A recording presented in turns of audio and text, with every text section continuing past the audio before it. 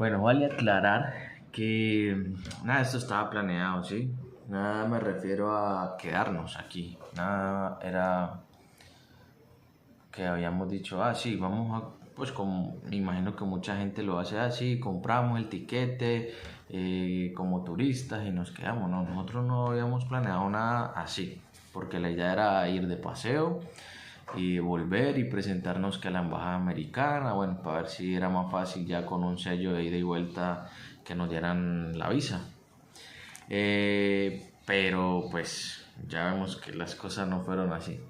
Pero sí aclaro que no era nuestro plan inicial. Ya para allá pues,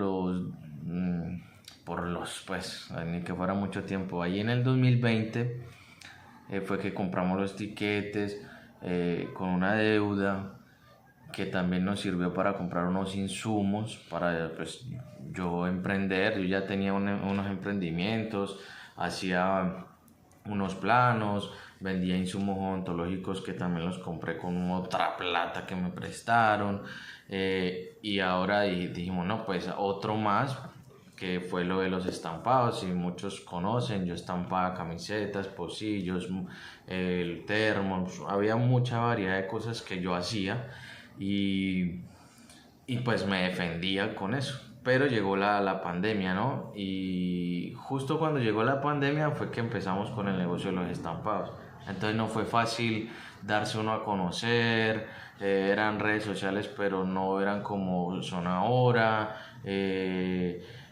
Yo soy como muy tradicional, entonces hacía cosas pero no sé de marketing al final, entonces no sabía cómo ofrecer lo que yo hacía. Y bueno, llegó la pandemia, ¿cierto? Entonces nos encerraron como en marzo 15, si se pueden acordar, eso no, creo que es así, no lo olvido. Y la pandemia marca un antes y un después para muchas personas. Y nosotros no íbamos a hacer la sección a eso. ¿Qué pasó? El encierro no fue algo difícil para nosotros porque compartimos en familia, hicimos pues cosas, aprovechamos el tiempo para compartir en familia. Pero había algo que a mí siempre me da vueltas en la cabeza y son las deudas, ¿sí? No soy como amigo de las deudas, pero lastimosamente si en Colombia no nos endeudamos, difícil poder conseguir algo, ¿cierto? Entonces, pues no se vendía nada, ni los insumos de odontología porque la cerraron, ni los estampados, ni la empresa esta que yo le hacía los planos me llamó más. Pero sí teníamos unos amigos que vendían este mango biche en tiras. Entonces a ellos también, digamos, después de un tiempo fue que dejaron abrir cosas y entre esos eran las comidas, los domiciliarios y los que vendían, o los domiciliarios en general, que tuvieran cosas de aseo, los guantes, el gel y todas esas vainas, los tapabocas, que yo sé que todos se van a acordar de esto. ¿Qué pasa? Yo tenía cámara de comercio, entonces ya no hacía los planos, ni los estampados, ni, ¿qué era el otro? Ni lo de odontología, pero ahí va ligado algo un poquito a la odontología que podía vender tapabocas, guantes y a algunas empresas les vendía gorros. Y ya después cuando abrieron un poquito más, a las odontologías volví a empezar a venderles y junto con mi madre hacíamos estos vestidos que eran con tela quirúrgica porque los estaban pidiendo. Entonces, bueno, siempre había como algo para darle la oportunidad a algo, verle aquí, verle allá, verle aquí, verle allá.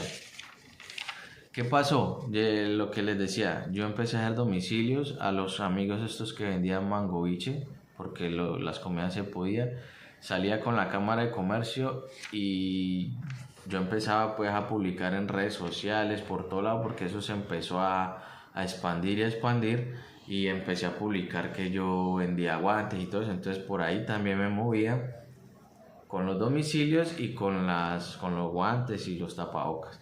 Por ahí creé una vaina que era esto del dispensador, del aspersor y para coger la cremita esta, la gel, automáticamente o con el pie. Entonces por ahí hice una combinación, hice un diseño y yo pues pensando que era el pionero, pues, y no, que esto es un diseño único, los demás son una copia ilegal.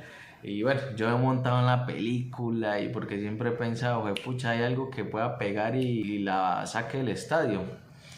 Pero bueno, ahí vamos. No nos podemos quejar porque al final no nos fue tan mal. Pero las deudas sí seguían creciendo porque no es que te frenaran la deuda, sino que eso te lo ponían para los finales, meses finales, pero los intereses aumentaban. Entonces, bueno, hasta aquí ya todo iba normal, no trabajar y trabajar, ¿cierto? Ahí como a mediados o en agosto ya estaba un poquito la cosa más relajada y yo ya empecé a ofrecer servicios de carpintería. ¿Pero por qué? Porque yo ya había trabajado en un sitio donde hacía diseños de muebles. Entonces dije, no, pues si yo hago los diseños de los muebles, yo los puedo armar. Y efectivamente empecé a hacer diseños, empecé a ofrecerlo también a los vecinos, a los amigos, a los conocidos. Y tenemos un amigo que es un sacerdote y le dije, padre, yo hago cosas de carpintería, mire, tal, le mandé lo que hacía. También recuerdo que hice un mueble para los hogares, que para poner los zapatos, las llaves y no entrar pues el COVID a la casa. Por ahí les estoy mostrando miren esto aquí, esto por aquí.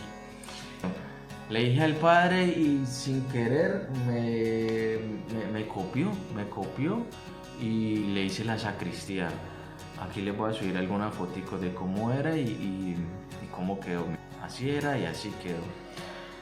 ¿Qué pasa? Y eso ahí cobré bien, cobré durito. Me empezó como a ir bien por ese lado. Me dijo que le hiciera más cositas, unos armarios pequeñitos, tal. Mi padrino me dijo que le hiciera su cocina, se la hice muy bonita. Obviamente yo no era experto, no soy experto, pero trataba de hacer las cosas bien porque el resultado es el que habla por uno. Ya como ven, me defendía por muchos frentes, hacía y hacía. El vuelo había sido cancelado y no había cómo programarlo de nuevo porque pues todo era una incertidumbre, las vacunas, el que te dejaran entrar así tuviera las vacunas, pero ya te pedían más dinero, el hostal. Como veía que el tema de la carpintería iba bien, porque ya después a finales en diciembre también me contactó una señora y bueno, y empecé a hacer cositas. Yo no tenía local, yo lo que hacía era que iba y compraba la madera, los cortes y todos los cortes me los llevaba para donde el cliente y allá armaba todo. Pero me salió algo que tenía que hacer cortes adicionales que no me los hacía la empresa esta que me vendía la madera y me tocaba armarlo en la casa mía y era muy complicado. Entonces le dije a mi mamá y mi mamá pues tenía un antejardín grandote y me habían regalado una sierra de esas de mano y me hice una mesa ahí para cortarlo, para cortar pues, una mesa de banco, me la hice yo y empecé a hacer cosas en el antejardín de mi mamá, hice como 2 o 3 cosas ahí, pero ya pues se pueden imaginar cómo le volví a la casa a mi mamá. Entonces eso fue como para diciembre, y no voy a buscar local, si me está yendo bien sin tener local, pues uno siempre es de optimista y dice, bueno, con un local me va a ir mucho mejor, ¿por qué no? Y lo encontré. Para ese tiempo estaban mis abuelos, mi abuelo me llevó la máquina para el local y todo, y me ayudó muy bien, mi esposa me ayudó a pintar el local, por ahí les voy a poner imágenes de cómo era la vuelta. Y empecé y de verdad me empezó a ir muy bien, pero vivíamos para pagar, hacíamos el ingreso y así como entraba el ingreso, así mismo se iba y al final no, digamos, no podíamos como disfrutar de las supuestas utilidades, ¿sí? Pero por mala cabeza.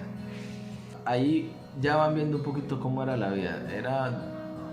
Puede que sea un poco mejor que lo de los demás porque pues ya saben, o los que no viven en Colombia y me ven de otra parte, En Colombia son estratos sociales: 1, 0, 1, 2, 3, y el que más dinero tiene es estrato 7. Entonces que la clase media es 3, 4, hasta 5. Entonces nosotros vivíamos ahí, como en ese estrato social.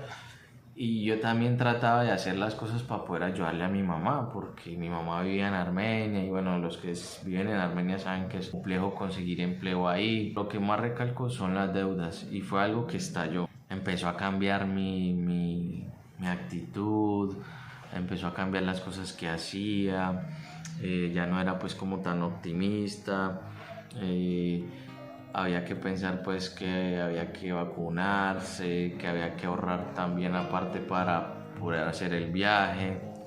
Eran muchas cosas que quizás se podían hacer, pero yo siempre he sido que desde pequeño me enseñaron a pensar siempre en el futuro y en el futuro y cómo te ves, y entonces eso me da vueltas y yo siempre digo, yo quiero tal cosa a tantos años, y el que no la consiga hace que uno, o que yo me sienta como, pucha, voy por mal camino porque no pude hacer esto.